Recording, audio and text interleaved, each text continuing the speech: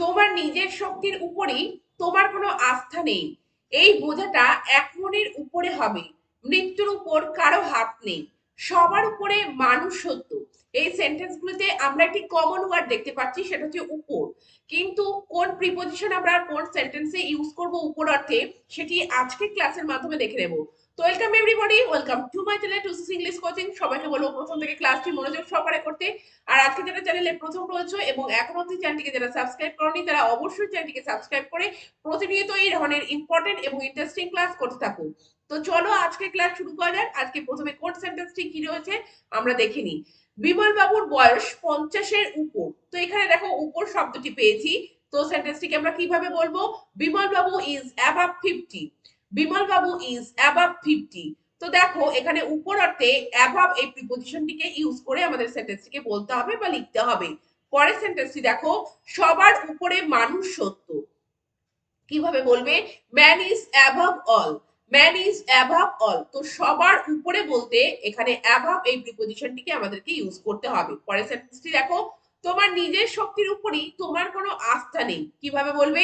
You have no confidence in your own strength. You have no confidence in your own strength. তো দেখো উপর অর্থে এখানে কিন্তু কনফিডেন্সের পরে ইন ব্যবহার করা হয়েছে।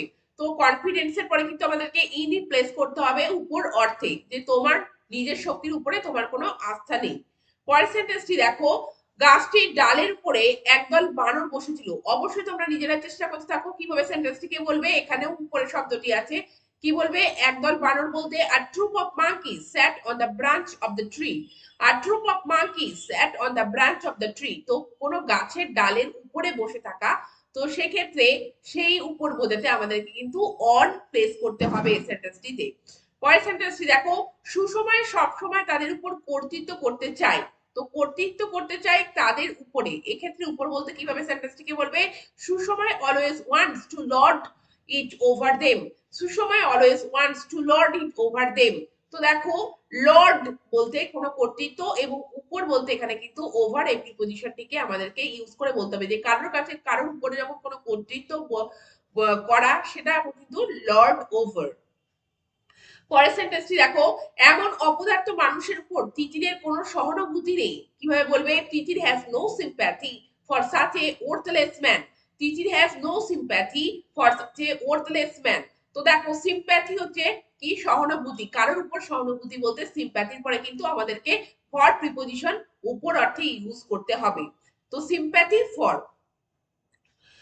তারপরে সেন্টেন্সটি দেখো, তার উপর আমাদের আদৌ আস্থা নেই। তার উপর আমাদের আদৌ আস্থা নেই। কিভাবে বলবে? We have no confidence in him.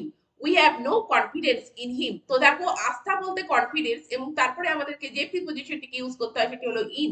We have no confidence, সেই জন্য কনফিডেন্সের পরে কিন্তু ইন। পরের সেন্টেন্সটি দেখো, এই বোঝাটা এক মনের উপরে হবে। এই ক্ষেত্রে উপরে বোঝাতে কিভাবে বলবে? This luggage May way above 1 month।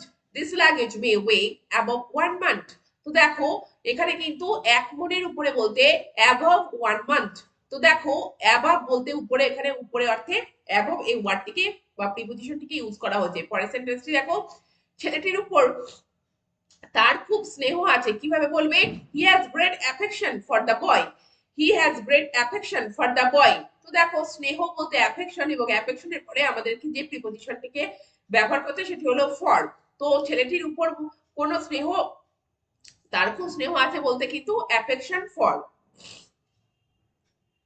পরের সেন্টেন্সটি দেখো, মৃত্যুর উপর কারো হাত নেই। কিভাবে বলবে? Nobody has any control over death. Nobody has any control over death. তো উপর বলতে এখানে কিন্তু কন্ট্রোল ওভার, কারোর উপর nobody has any control over death, অর্থাৎ মৃত্যুর উপর কিন্তু কারো হাত নেই। কন্ট্রোলের পরে কিন্তু আমাদেরকে ওভার প্লেস করতে হবে এই প্রিপোজিশনটিকে উপর অর্থে। পরের সেন্টেন্সটি দেখো, তিনি কেবল তার ছেলের উপরেই নির্ভর করেন। তাহলে কিভাবে বলবে? He depends only upon his son. He depends only upon his son. তো দেখো কারোর উপর নির্ভর করা, সেক্ষেত্রে ডিপেন্ড আপন, ডিপেন্ড আপন কিন্তু এখানে আপন উপর অর্থে আপন এই প্রিপোজিশনটিকে আমাদেরকে প্লেস করে এই ধরনের সেন্টেন্স আমাদেরকে বলতে হবে বা লিখতে হবে। পরের সেন্টেন্সটি দেখো, তিতিরের প্রতি সে কোনো আক্রোশ পোষণ করে না। কিভাবে বলবে? He does not bear a grudge against Titir. He does not bear a grudge against Titir. তো দেখো এগেনস্ট এখানে কিন্তু প্রতি বা তিতিরের উপর সে কোনো আক্রোশ প্রসব করে না তিতিরের উপর, তো উপর বলতে গেলে কিন্তু এগেনস্ট শব্দটিকেও পেলাম। তো তোমরা দেখলে যে আমরা কোথায় উপরার্থে ওভার, এগেনস্ট, ইন, অন, আপন, এইভাবে বিভিন্ন উপরার্থে কিন্তু আমরা এই প্রিপোজিশন গুলোকে পেলাম। তো এই প্রিপোজিশনকে সঠিকভাবে সঠিক জায়গায় ব্যবহার করে তোমরা এইরকম সেন্টেন্স কিন্তু নিজেদের মধ্যে বলতে থাকো এবং লেখাতেও ব্যবহার করতে থাকো। তো আজকের ক্লাসটি দেখার জন্য ধন্যবাদ। আর সবাইকে বলবো চ্যানেলটিকে সাবস্ক্রাইব করে রেখে অবশ্যই প্রতিনিয়ত ক্লাস করবে। Thank you very much, thank you for watching this video.